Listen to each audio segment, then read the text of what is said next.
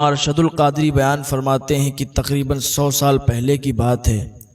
جونپور شہر میں سندر لال نام کا ایک شخص رہا کرتا تھا۔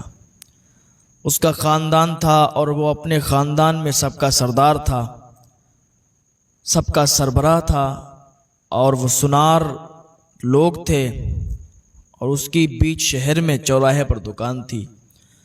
بہت پیسے والا تھا، عزت و شہرت والا تھا، اس کا کام بھی بہت اچھا چلتا تھا، ہر وقت اپنے کام میں مصروف رہتا تھا، لیکن اندر سے بہت غمگین تھا، اندر سے بہت ٹوٹا ہوا تھا، اس لیے کہ اس کی کوئی اولاد نہیں تھی۔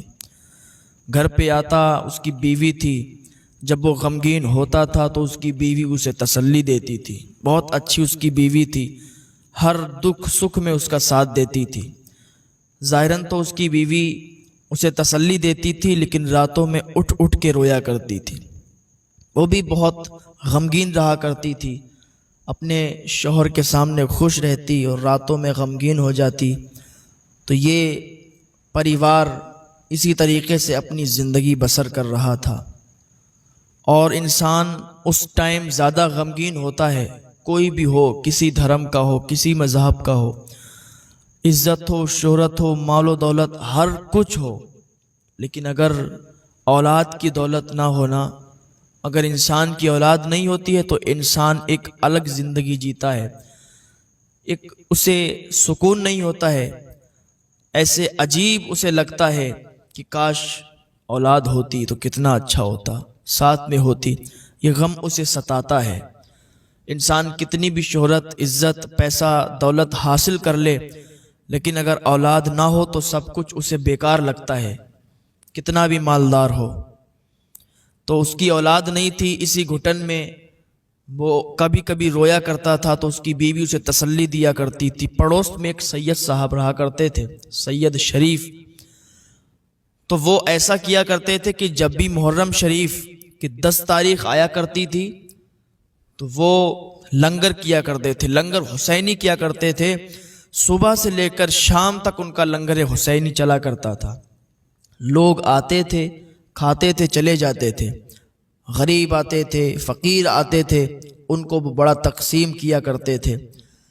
تو ایک دن ایسا ہوا کہ محرم شریف کی جب 10 تاریخ آئی تو صبح سے ہی ان کے ہاں لنگر شروع ہو گیا، اور شام کے ٹائم انہوں نے ایک رسم ادا کی کہ اپنے بچے کو ترازو کے پلے میں رکھا، ایک پلے میں بچہ اور ایک پلے میں انہوں نے مال و دولت رکھا، اپنے بچے کو دولت سے تول کر اور وہ دولت کو غریبوں میں تقسیم کر دیا۔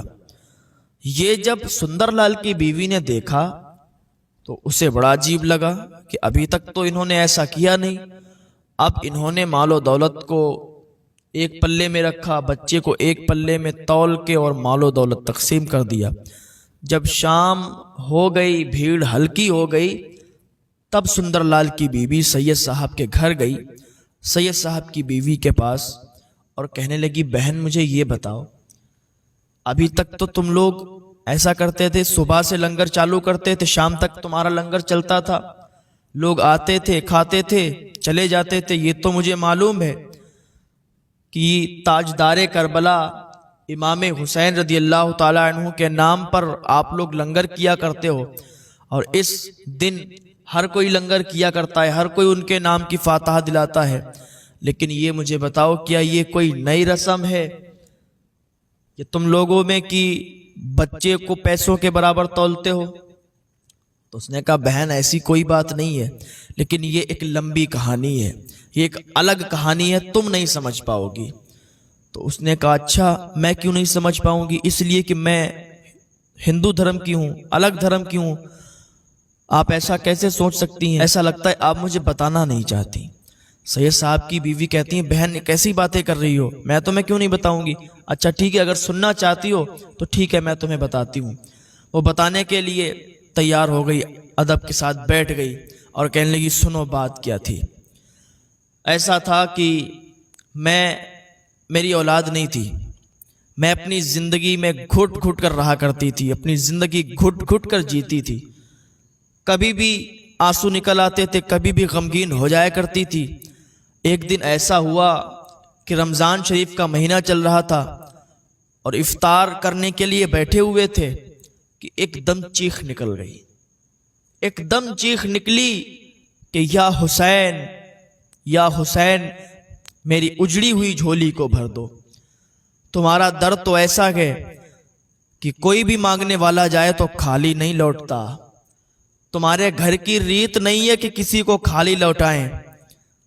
آج آپ سے کچھ مانگ رہی ہوں، آپ مجھے نواز دو، میری اجڑی ہوئی گود کو بھر دو، میری سونی گود کو بھر دو۔ اے فاطمہ کے راج دلارے، مانگنے والوں کو آپ کے در سے کیا نہیں ملا؟ ایک چٹکی مجھے بھی عطا کر دو۔ عالم ہستی کے راج کمار، اپنی دولت اقبال کا ایک چراغ میرے گھر میں بھی جلا دو۔ بڑی مشکل سے میرے گھر والوں نے مجھے سنبھالا، ایک چارپائی پر لٹال دیا، میں نے کھانا بھی نہیں کھایا، ایسے ہی میں سو گئی۔ اور جب میں سوئی نا تو میری قسمت کا ستارہ جاگ گیا۔ جب میں سوئی تھی تو فوراً مجھے خواب آیا، اور ایسا خواب آیا کہ بالکل سناٹا ہے، کالی رات ہے اور ایسی کالی گھٹا چھائی ہے کہ سامنے کچھ نہیں دکھتا۔ تارے کھلے ہوئے سب موجود ہیں، دکھ رہے ہیں، تارے نکلے ہیں۔ ہم تاروں کی طرف دیکھنے لگے تو ایک تارا ٹوٹا اور میری گود میں آ کر گرا، اور اس کی روشنی پھیلی ارد گرد اور پھر غائب ہو گئی۔ اتنا ابھی دیکھا تھا کہ کانوں میں آواز آئی، جا مایوسیوں کی مجدار سے تیری کشتی نکال دی گئی ہے۔ صدا لگانے والوں کو محروم واپس کرنا ہمارے گھر کی ریت نہیں ہے۔ تاریکیوں کی عمر ختم ہو گئی، اب جلدی تیرے گھر میں آرزوؤں کا سویرا چمکے گا۔ اس کے بعد میری آنکھ کھل گئی، نشاط و سرور کی لذتوں سے اچانک میری روح سرشار ہو گئی۔ امیدوں کی مرجھائی ہوئی کلیوں کو زندگی کا نیا فروغ مل گیا۔ اب مجھے ایک بہت اچھا لگنے لگا، اور کچھ ہی دنوں میں جب دائی سے چیک کرایا نا، جب دائی کو دکھایا تو دائی نے خوشخبری دی کہ تو ماں بننے والی ہے، اور ٹھیک 9 مہینے کے بعد ہمارے گھر یہ ننھا پیدا ہوا۔ یہ میری گود میں جو ننھا دیکھ رہی ہو نا، یہ میرا بیٹا ہے، یہ انہی کا صدقہ ہے، یہ انہی کے ذریعے سے ملا ہے۔ تو آج اس کو پیسوں کے برابر تول کر حضور صلی اللہ علیہ وسلم کے نام کی خیرات نکالی ہے۔ یہ کوئی نئی رسم نہیں ہے بہن، ابھی یہ بات اپنی جاری ہی رکھی تھی انہوں نے کہ سندر لال کی بیوی ایک دم سکتہ طاری ہو گیا۔ آنکھیں بند کر لیں سندر لال کی بیوی نے، اور جب آنکھیں کھولیں تو آنکھیں بھیگ چکی تھیں، آنکھوں سے اشک جاری ہو چکے تھے، وہ رونے لگی تھی۔ تو سید صاحب کی بیوی نے جب دیکھا کہ سندر لال کی بیوی رونے لگی تو کہا، بہن آپ رو کیوں رہی ہو؟ کیا میری باتوں نے آپ کو غمگین کر دیا ہے؟ کہ میری باتیں آپ کو بری لگ گئی ہیں؟ تو اب اور تیز وہ پھوٹ پھوٹ کر رونے لگیں۔ سید صاحب کی بیوی نے چھپایا اور کہا، بہن مجھے معاف کر دو اگر میری کوئی بات غلط لگی ہو۔ تو سید صاحب کی بیوی نے جب اتنا کہا تو سندر لال کی بیوی نے منہ پہ ہاتھ رکھ لیا، کہا، یہ بات کیا کر رہی ہو؟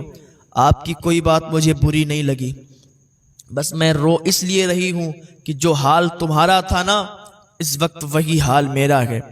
میری بھی کوئی اولاد نہیں ہوتی ہے، میں ایسا کوئی پیر فقیر بابا کوئی نہیں بچا جس کی چوکھٹ پر نہ گئی ہوں۔ کہیں بھی مراد پوری نہیں ہوتی، کہیں بھی بات نہیں بنتی ہے۔ ہاں تمہارے کربلا کے تاجدار پتہ نہیں ہماری فریاد سنیں گے یا نہیں سنیں گے۔ اگر ہم ان سے فریاد کریں تو پتہ نہیں وہ ہمیں اولاد عطا کریں گے یا نہیں کریں گے۔ سید صاحب کی بیوی نے کہا، کیوں ایسا کیوں کہتی ہو؟ کہا، میں اس لیے کہہ رہی ہوں کیونکہ میں ہندو ہوں، میرا دھرم الگ ہے۔ سید صاحب کی بیوی نے کہا، سنو بہن، ان کے در پہ جو بھی مانگنے جاتا ہے نا وہ اسے عطا کر دیتے ہیں۔ اور بہن سنو، ان کے نانا ایسے کہ وہ رحمت للعالمین ہے، سارے عالم کے لیے رحمت بن کر آئے ہیں۔ وہاں جب کوئی مانگنے جاتا ہے وہ دھرم نہیں دیکھتے، عطا کر دیتے ہیں۔ کہا، اچھا ایسی بات ہے؟ کہاں بالکل ایسی بات ہے۔ جب اتنا سنا تو خوش ہو گئی، آنسو پوچھے اور اپنے گھر پہ آئی، اپنے شوہر کے پاس آئی، اپنے شوہر سے ذکر کرنے لگی، ساری باتیں بتائیں کہ ہمارے پڑوس میں جو سید صاحب ہیں نا، ان کا جو بیٹا ہے وہ تاجدار کربلا کے وسیلے سے ہوا ہے، وہ تاجدار کربلا نے عطا کیا ہے، ورنہ ان کی اولاد نہیں ہو رہی تھی۔